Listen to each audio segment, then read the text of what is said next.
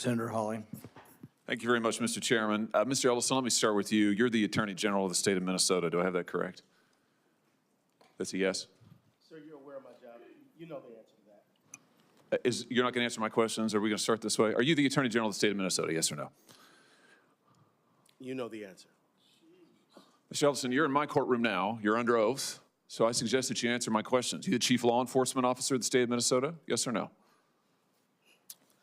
Let's try another question. Are you familiar with the $9 billion in historic fraud out of your state, including the $250 million in the Feeding Our Future program alone? You familiar with that? Don't turn to the pages in your book to get your potted answers. Are you familiar with it? Yes or no? Yes, I am familiar with it. Very familiar, aren't you? Because the people who ran the Feeding Our Futures program came to you in your official office in the state capitol December 11th, 2021, and asked for your help in getting investigators off their backs.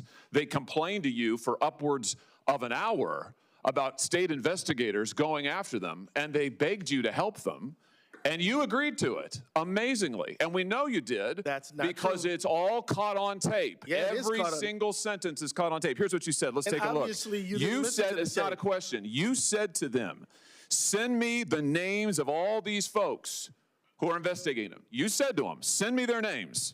And I'll take that list, and I'll call the person over at Education who is investigating them and say, what's going on? Why am I getting these complaints? Then you went on to say, I already have my team working on this. What day should we get together to discuss it again?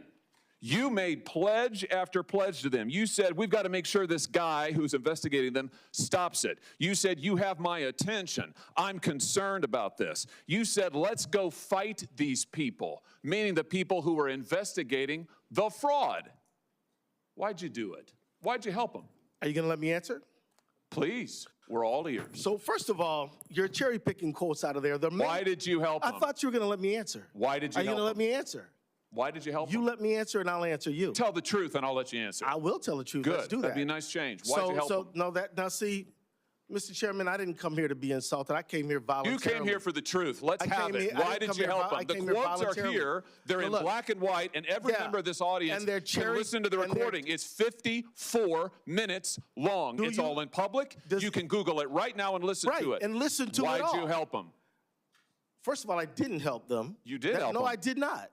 I certainly didn't. You're saying you didn't do anything for them. You didn't. Well, wait a minute. I already have my team working on this again. That's not you? I have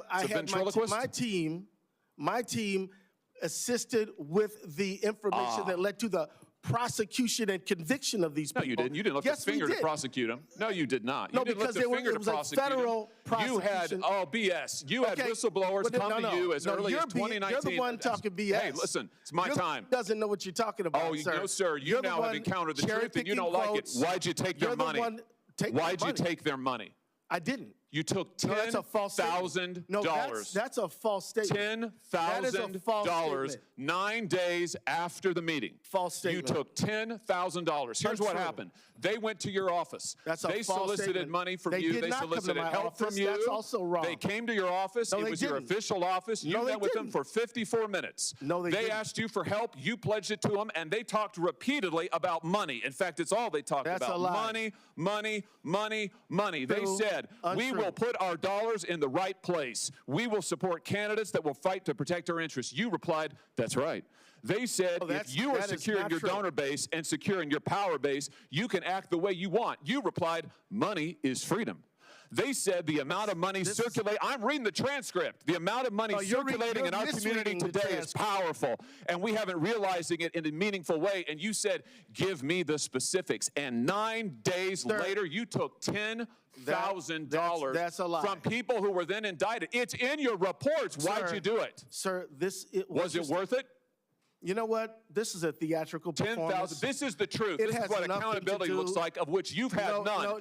You helped fraudsters defraud your state and this government of $9 billion, and you got a fat campaign contribution out of it. You ought to be indicted. True. Well, that's the truth. I think we've made the point. Let's keep the tenor just for the record. I'll ask how I want to, he's lying, and that's the truth. Oh no, this is all on the record, sir. Did you bother to investigate where the money that you facilitated their fraud for, where it went? Do you know where it went, what it was used for, the fraudulent money? I do, because we just heard testimony about it yesterday. Because we the were funds key went players to in the hundreds of millions of dollars to terrorist groups, to transnational criminal organizations, to the drug trade, to drug trafficking, to child trafficking. And you took $10,000 That's a lie. and helped them do it. You know, the other thing is, whistleblowers came to you as early as 2019. Let's look. As early as 2019, whistleblower. Don't talk over me. No, as no, early you're as talking over me. 2019, it's my hearing, pal. As early as I'm not your pal. 2019, Don't call me whistleblowers came to. Well, I should call you prisoner because you ought to be in jail. Well, we'll see what you can do In about it. 2019, whistleblowers came to you in your office and referred to you fraud allegations from Feeding Our Futures, and you blew them off. Listen, your own state newspaper That's a investigated lie. it. The Minnesota Star Tribune, the Partners in Nutrition, brought its concerns to the Attorney General's office in 2018 and in 2019, and you did nothing.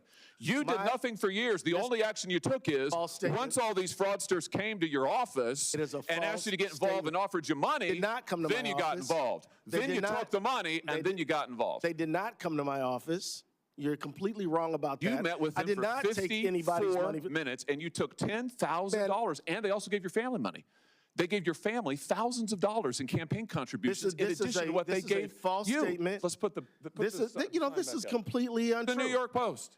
Yeah, we know the New York Post. Minnesota Keith Ellison, AG, accepted campaign donations from individuals linked to the $250 million COVID fraud scheme after they were in your office. The donations came on December 20th. Sir, you met with them on December the 11th, and on January 20th, the FBI knocked over their headquarters. No. That's the sequence of events here. No, it's not. You've been right at the center of this fraud thing from the beginning, and you've enabled it. And sir, you should resign. And sir, you should resign. I was thinking the same thing about you. You should resign. I was thinking the exact same thing about you. I'm sure after encountering this truth, you are, because it hurts to have accountability, doesn't it? Because after this parade of lies and presentation, I think you should be ashamed for misrepresentation. Time has expired. Senator Moreno.